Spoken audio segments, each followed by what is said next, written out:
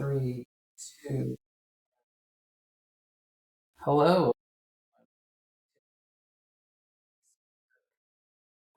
Hi, welcome to the Skills for Moms podcast. Glad to have you here. Your host, Grace Girk, physician assistant and mom to five active boys, 8 down to infant, and just want to impart some tools for you all for wholehearted living. So, we are testing this to see if this is something that our friends and community like. So, just full disclosure, we are not professionals at this and we are just trying it out. We hope that you get something out of it. And we want to start out by actually hearing Grace's origin story, how she came to her core beliefs and the conclusions she's made. So we are going to just dive right in. So, do you want to talk about where you came from and kind of your background? Where are you from, Grace? Yes, well, I'm a Texan, which I know Texas is like another country or something. So I was born and raised in Dallas, Texas, in a Christian home. Grew up in a Presbyterian church and then did youth group at a non-denominational church in Dallas. So that was very formative for me. I also was classically educated from kindergarten through 8th grade at one of the first classical Christian schools in Texas, I believe. And then found the news out 8th grade that I was going from this small Christian kind of affluent school to what I call hood, a public, large, diverse school in Dallas. And so that was a real eye-opening experience for me. I did cross country there, varsity all 4 years. So I loved to run and really just devoted myself to academics and was able to, from that experience, go on to nursing school at the University of Arkansas. I had my heart set on going to the University of Virginia, but it was like full ride or $50,000 a year. What am I going to choose? So I ended up getting to go to Arkansas, and I'm glad that I did. I was a fellow there and was able to meet my husband there and some of my best friends. So I'm glad that I chose there, even though Virginia would have been a beautiful part of the country as well. So I got my nursing degree at the University of Arkansas. And then I loved Arkansas so much, I was like, you know what, I want to live here. And so I stuck around after college, got my first job out in the ER. I love the ER. I love the intensity of it. I had tried out the ICU. You do all the rotations when you're in nursing school, pediatric, OBGYN, the general floor, mental health, psychiatric wards. But I definitely fell in love with the ER. ICU has the intensity, but it's so calibrated and kind of like for the long haul, where ER, you're kind of stabilizing, saving people's lives, and then getting them up to the ICU so that they can, continue to get better. And so I really enjoyed that aspect of it. And I continue to love to help with minor emergencies. We've possibly stapled some kids' heads, our own children. Super glue, things that I know how to do that are easy to do. Dermatology procedures. It's like, why not just do them in our home if, a kid has a need and I know how to do it. So, yep, I was an ER nurse for, I guess, 4 years. But during that time, I met my husband. We got engaged and ended up moving to Dallas. At that point, I realized I really wanted to do more with my knowledge and experience. And so I was planning to go to medical school. So I wanted to have the option to go to all the Texas schools, ideally UT Southwestern. That's what I had known the best things about. And I lived in Dallas, so it was a good location. But then through, I guess you could say, Providence, when I was studying, I think for the MCAT one time at a coffee shop and had taken all the prereqs for med school, was getting ready to apply. And these two girls who were PA students at UT Southwestern said, "Oh, I overheard you talking about missions and medicine and these topics. Like, have you ever thought about, you know, going to PA school instead?" And they kind of were plugging it of like, it's a little bit less long and more flexibility, and you can switch between specialties, and you're still trained in the full medical model versus like nurse practitioner, which I'd kind of arrived to the conclusion I personally didn't want to go to nurse practitioner school. I got burned out with the care plans, and just the nursing philosophy is quite a bit different than the medical philosophy. And so I was excited to be in medical school and do all the just nuts and bolts of medicine, just the full cadaver lab and having all the same, just being taught all about the body. And so, anyways, through a series of events, I ended up getting to know these two girls, shadowing them, applying to PA school, shadowing PAs all over Dallas in different fields, from open heart surgery to cardiology to dermatology to pediatrics. Through that experience, I realized, man, I think this is something that would be like a win-win, where I'm able to practice like a provider. I am a provider, but I also wouldn't be in school as long and would have more options when I graduated, versus when you're a traditional doctor, you spend so much time through residency that a lot of times it can be hard to start a family and that kind of thing. So yeah, I ended up applying to PA school and was able to get in to my dream school. I got to go to UT Southwestern, which is one of the top schools in the country, with their pass rates and the number of people they let in. So I was really just excited and thrilled about that. We bought a house near there, so it'd be easy commute. And let's see, during Did you ever take care of anyone as an ER nurse? Thinking specifically of a time in Dallas where there was a national scare and crisis. Yeah. So when we had moved back to Dallas, since I was planning to go to medical school, I went ahead and worked as a nurse, kind of part-time, also getting ready to go to PA school. And I ended up working at the hospital, Texas Health Dallas, where they had the first Ebola patient.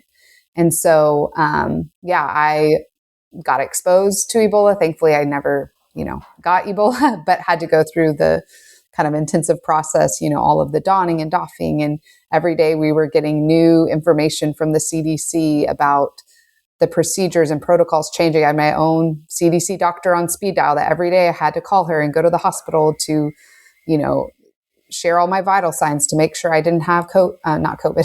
That was a whole other thing, that I didn't have Ebola. And so that kind of opened my eyes during that time to just the brokenness in some ways of our medical system, where here we were relying on the zenith, if you will, of practice for the nation. I relied on the CDC website when I'm going to mission trips to Africa, which vaccines to get and what to do.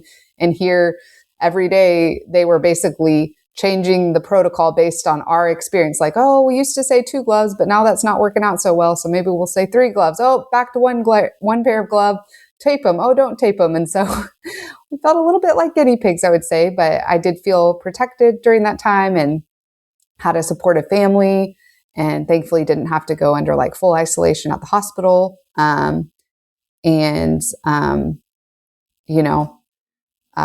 a lot, definitely. And then I think when I was then a PA later on, during the COVID time, it kind of like, okay, I've already been through something like this, and I didn't maybe have as much fear as some other people had, just because I had already been through exposure to an illness that was much more virulent and deadly than COVID. And so there was still, some sobriety of what we were facing.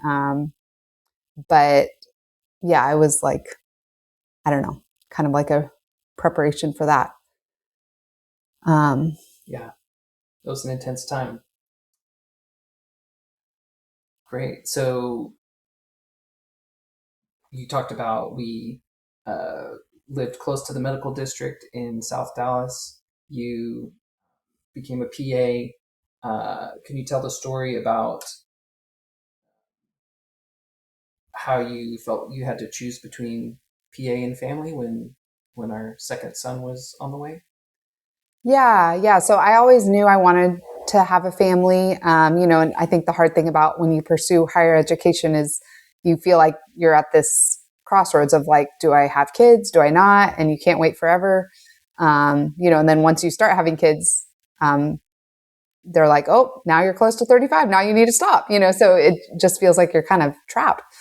So I did end up finding out slightly before I was going to graduate that I was having our first child, my son, and was super excited about that. But it was also a little nerve wracking because I thought, oh, I'll have him 9 months right when school graduates. But he ended up coming 7 months before that. And so it was a unique experience, finishing up all these rigorous rotations, psych ER, infectious disease, dermatology, ENT, family medicine at a Native American clinic, and doing all of that while having a newborn. And I couldn't have done it without family support. My mother-in-law and mother were taking care of him when I was on my rotations. They'd bring him up to the hospital so I could nurse at lunchtime. And so they really supported me making it through that time. And then once I graduated from school, I wasn't quite ready to jump into a job just because I'd been with a newborn in school. And so I took some time off. And then when I finally was applying for jobs, I was running into this roadblock. Every job for a PA is full time. This feels like as limiting as, becoming a physician. Like I was really looking for something part time because I was a mom with a child at that point. And so I ended up volunteering at like a free clinic as a PA, and then ended up moving into like a paid role at this free clinic. And so it was a great experience. But it's a free clinic. It's not the pay, is not like what it would be if you're working for like a bigger institution. And so I ended up applying and getting my dream job doing pediatric ears, nose, and throat at the big children's hospital in Dallas, and really enjoyed that time. Like all the jobs, though, I had to work full time, which is just how it is. And so I was able to push through, now being pregnant with my second child. But it was really hard for me. And I just kind of knew I couldn't keep that up. And so when I was on maternity leave with my second son, I was planning to quit. I had my resignation letter and was able, just through favor, to come back 2 days a week, and really grew a lot. I ended up working for 4.5 years at that job, and, moved into a role of taking call at the Plano hospital. So being on call for a full weekend for all the ENT consults from the ER to the ICU to the floor, managing all of our recovering patients in the hospital, and being the resource person for, the ENT doctors when they have a peritonsillar abscess. I would be the one who would go in and drain it. And, if someone's having some sort of airway breathing issue in the ICU or in the NICU, we were the people that would go in and scope the kids and find out what was going on.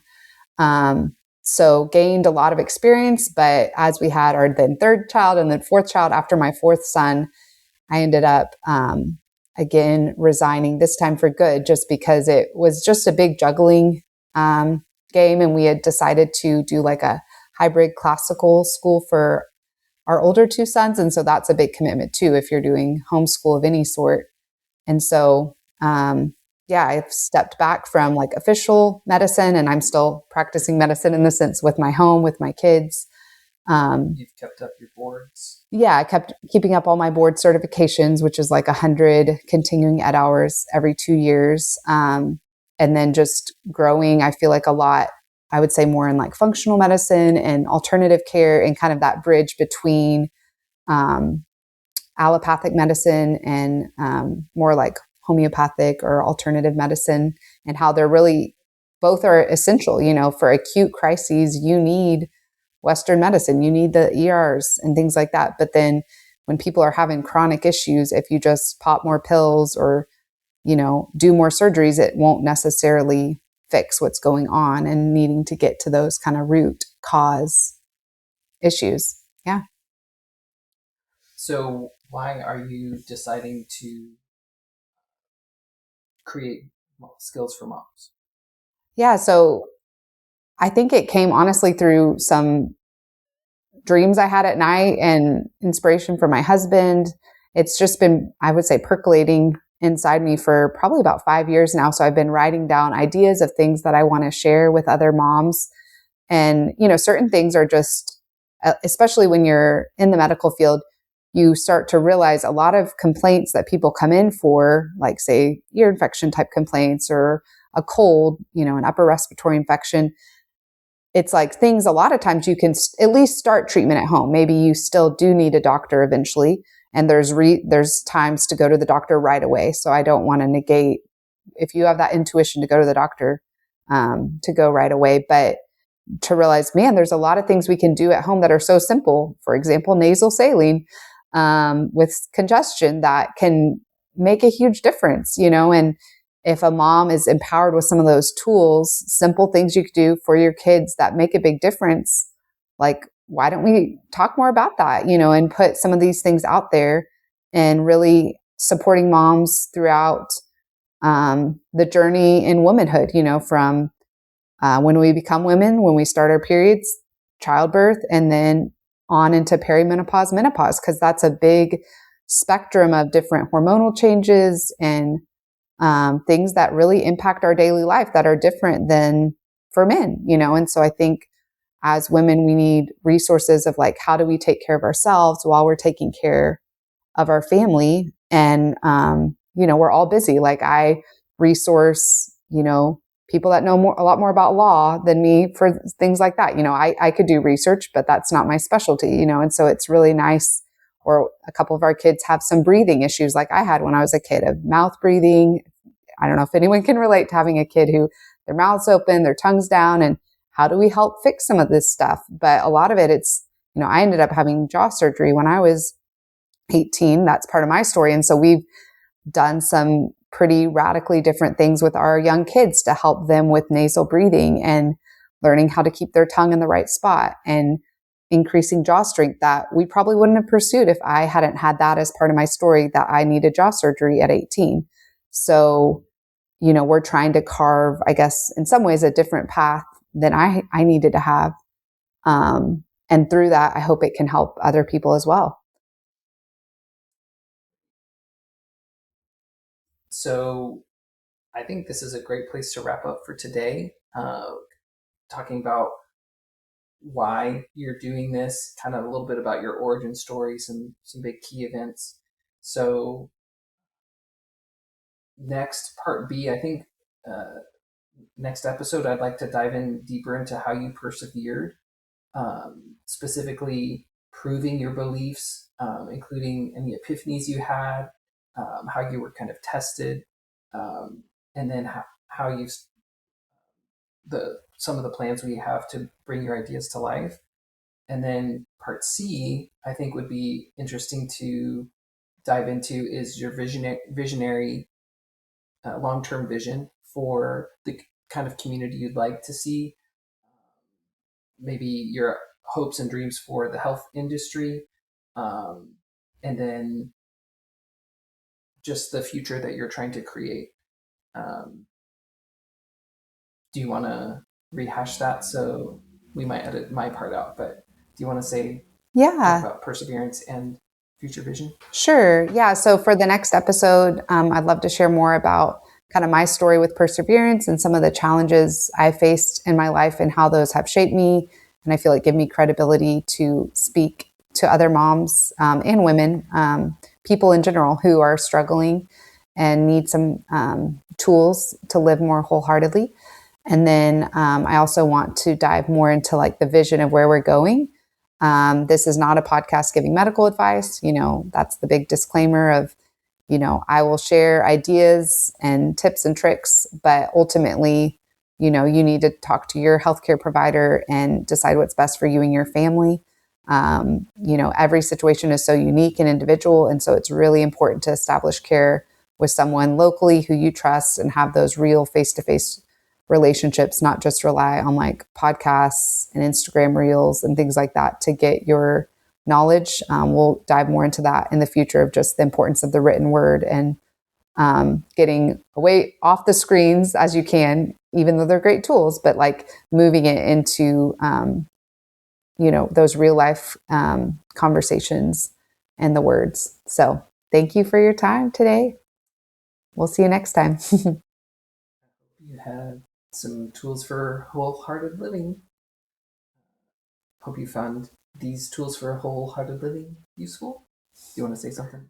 Sure. Yeah. I hope you found this part of my story helpful to share a little bit more where I've come from, and that these tools for wholehearted living would help you.